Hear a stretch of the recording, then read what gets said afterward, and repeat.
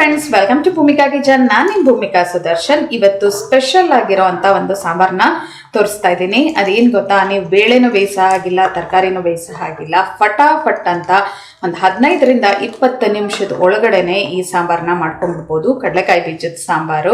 ಕಳೆದ ವಿಡಿಯೋಗಳಲ್ಲಿ ಇನ್ನೂ ನಿಮಗೆ 2-3 ವೆರೈಟಿ ಕಡಲೆಕಾಯಿ ಬೀಜದ ಸಾಂಬಾರನ್ನ ತೋರಿಸಿದ್ದೀನಿ. ಆದರೆ ಇದನ್ನು ಮಾತ್ರ ಇನ್ಸ್ಟೆಂಟಾಗಿ ಫಟಾಫಟ್ ಅಂತ ಮಾಡ್ಕೊಂಡ್ಬಿಡ್ಬೋದು. ಬಾಯಿ ಕೂಡ ತುಂಬಾ ರುಚಿಯಾಗಿರುತ್ತೆ. ಉಪ್ಪು, ಹುಳಿ, ಖಾರ ಎಲ್ಲ ಇರೋದ್ರಿಂದ ಆಹಾ ಅನ್ನಂಗೆ ಅನ್ನಿಸ್ತಾ ಇರುತ್ತೆ. ನಾಲ್ಗೆಗೆ ಒಂದು ಚೂರಿ ಸಾಂಬಾರು ಬೀಳ್ತಿದ್ದ ಹಾಗೆ ಆಹಾ ಇನ್ನೂ ಒಂದು ಸ್ವಲ್ಪ ಬೇಕು ಅಂತ ಅನ್ನಿಸ್ತಾ ಇರುತ್ತೆ. ಬನ್ನಿ ಮಾಡೋದು ಹೇಗೆ ಅಂತ ನೋಡ್ಕೊಳ್ಳೋಣ.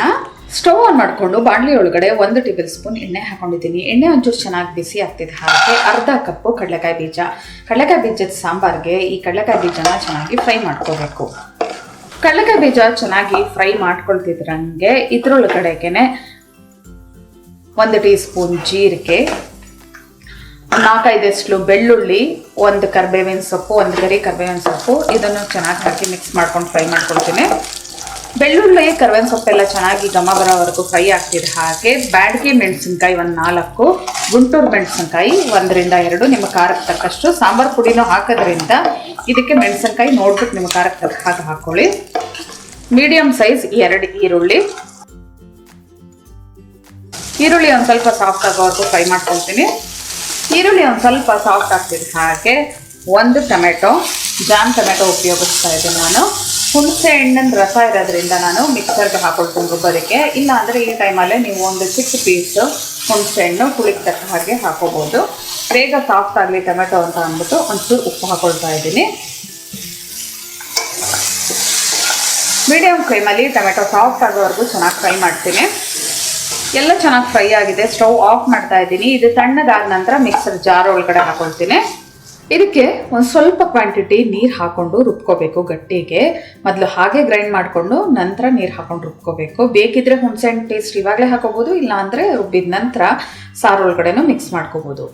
ಈ ಥರ ರುಬ್ಕೊಂಡಿದ್ದೀನಿ ಇದನ್ನು ಚಟ್ನಿ ಹದದಲ್ಲಿ. ಇವಾಗ ಇದನ್ನು ಅದೇ ಬಾಣಲಿ ಒಳಗಡೆ ನಾನು ಯಾವುದನ್ನ ಫ್ರೈ ಮಾಡೋಕ್ಕೆ ಉಪಯೋಗಿಸಿದ್ನಲ್ಲ ಅದೇ ಬಾಣಲಿ ಒಳಗೆ ಹಾಕಿ ಇದಕ್ಕೆ ಇನ್ನೊಂದು 2 ಕಪ್ಪಷ್ಟು ನೀರು ಹಾಕೊಳ್ತೀನಿ.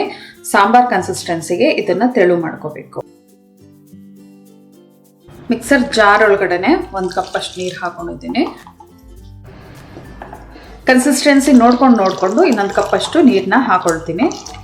ಒಟ್ಟು 2 ಕಪ್ಪಷ್ಟು ನೀರನ್ನ ಉಪಯೋಗಿಸಿದ್ದೀನಿ. ಸ್ಟವ್ ಆನ್ ಮಾಡ್ಕೊಳ್ತೀನಿ. ಮೊದಲೇ ಆನ್ ಮಾಡ್ಕೊಳಕ್ಕೆ ಹೋಗ್ಬೇಡಿ, ತಳ ಹತ್ಕೊಂಡು ಬರುತ್ತೆ. ಇವಾಗ ಎಲ್ಲ ಚೆನ್ನಾಗಿ ಮಿಕ್ಸ್ ಆದ ನಂತರ ಸ್ಟವ್ ಆನ್ ಮಾಡ್ಕೋಬೇಕು. ಇದು ಕುದಿ ಬರೋದಕ್ಕೆ ಶುರು ಆಗಲಿ. ಲೈಟಾಗಿ ಕುದಿ ಬರೋದಕ್ಕೆ ಶುರು ಆಗಿದೆ. ಇವಾಗ ಕಂಪ್ಲೀಟ್ ಲೋ ಫ್ಲೇಮ್ ಮಾಡಿಕೊಂಡು ಇದಕ್ಕೆ 1 ಟೇಬಲ್ ಸ್ಪೂನ್ ಅಷ್ಟು ಗಟ್ಟಿ ಹುಣಸೆ ಹಣ್ಣಿನ ಪೇಸ್ಟ್ ಹಾಕೊಳ್ತಾ ಇದ್ದೀನಿ. ನೀವು ಬೇಕಾದರೆ ರಸನ ಬೇಕಾದರೂ ಹಾಕೋಬೋದು.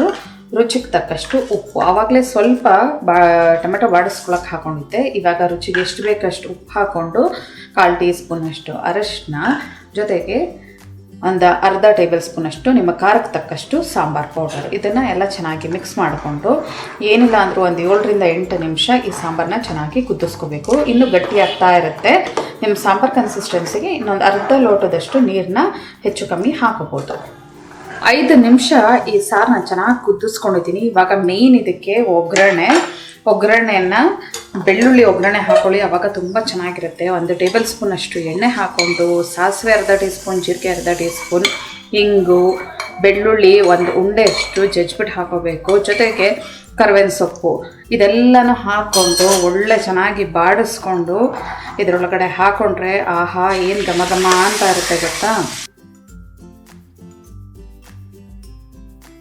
ಜೊತೆಯಲ್ಲೇ ಕೊತ್ತಂಬರಿ ಸೊಪ್ಪು 1 ಟೇಬಲ್ ಸ್ಪೂನ್ ಉದುರಿಸ್ಕೊಂಡು ಇನ್ನೊಂದು ಕುದಿಸ್ಕೊಂಡ್ರೆ ಕಡಲೆಕಾಯಿ ಬೀಜದ ಸಾಂಬಾರು ರೆಡಿ ಆಯಿತು.